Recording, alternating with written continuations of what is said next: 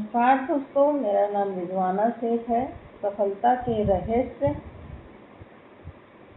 Ramesh Chand Mehrotra book part 5 continue करती हूँ। अपमान और सम्मान। एक महाशय अपनी कार चलाते समय उसमें किसी दूसरे अकेले व्यक्ति को कभी पीछे की सीट पर ना बैठने देकर सदा आगे की सीट पर अपने साथ ही बैठने का आग्रह केवल इसलिए करते हैं कि यदि वह व्यक्ति पीछे बैठ गया तो लोग उन महाशय को ड्राइवर समझ बैठेंगे। वे इस कुंठा के शिकार हैं कि यदि उन्होंने कार में अन्य के रहते हुए आगे की सीट पर अकेले बैठकर ड्राइविंग की तो उनका अपमान हो जाएगा। एक साहब अपने समवयस्क सहकर्मी से सदैव अपेक्षा करते हैं कि पहले वही उनसे नमस्ते किया करे। यदि संयोगवश कभी वह ऐसा नहीं कर पाता है तो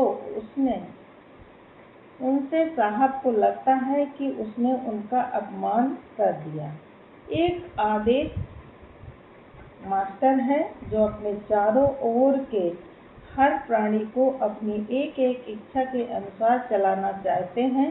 यदि उनके इर्द गिर्द का कोई व्यक्ति उनकी किसी इच्छा को पूरी नहीं कर पाता तो वे उसे अपनी बेइज्जती मानते हुए भड़क उठते हैं।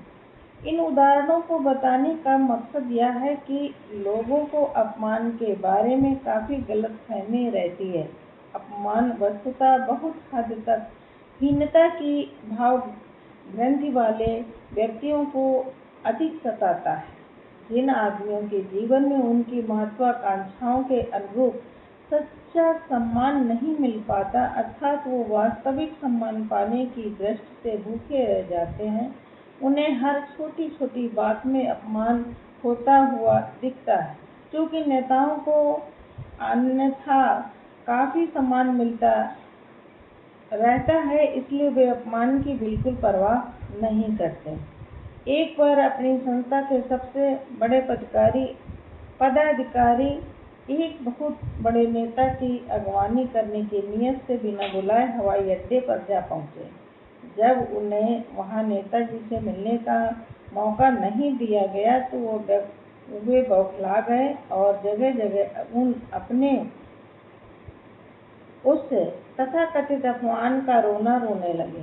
अखबारों में भी निकलवा मारा कि वे खदेड़ दिए गए।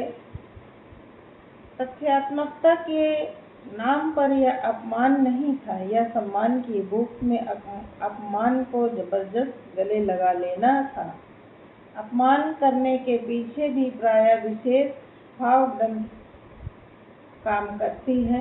दूसरों का अपमान ऐसा व्यक्ति ज्यादा किया करता है जिसका खुद का अपमान होता रहता है। उसका मन इसका बदला लेता है। एक पति महोदय घर में डांट खाकर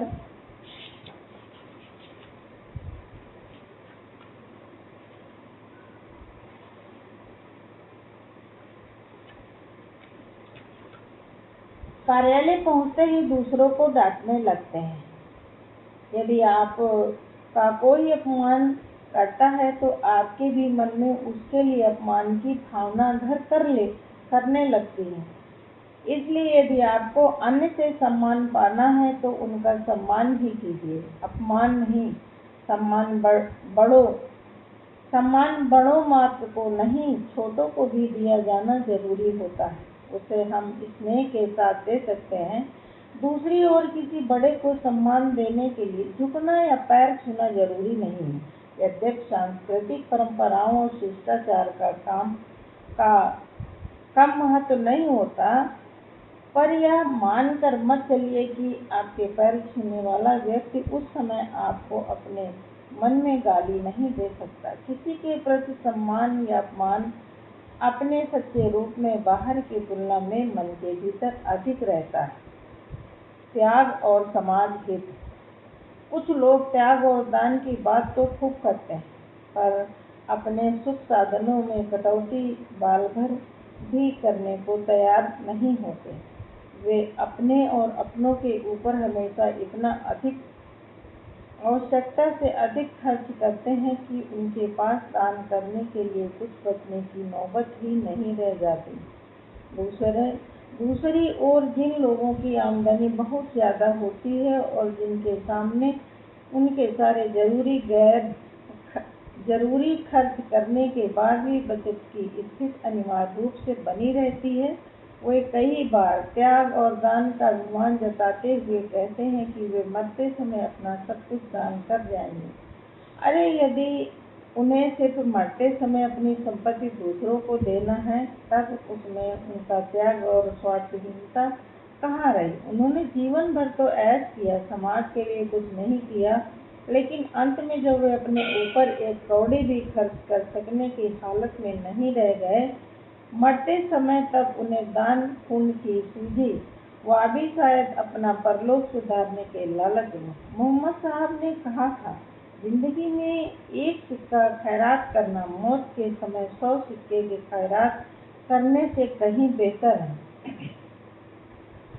कुछ लोग तर्क करते हैं कि दान के पूर्व हमें अपने सही खर्च पूरे कर लेने चाहिए। ठीक है, जब हम खुद ही नहीं जिएंगे तो दूसरों के लिए कुछ कैसे कर पाएंगे। लेकिन प्रश्न है कि सही खर्च क्या होते हैं?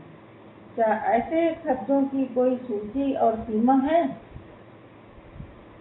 पहले रोटी खाना कौन सा सही होता है, उसके लिए प्रति व्यक्ति कितने रुपए जरूर है, न्यूनतम और अधिकतम क्या है?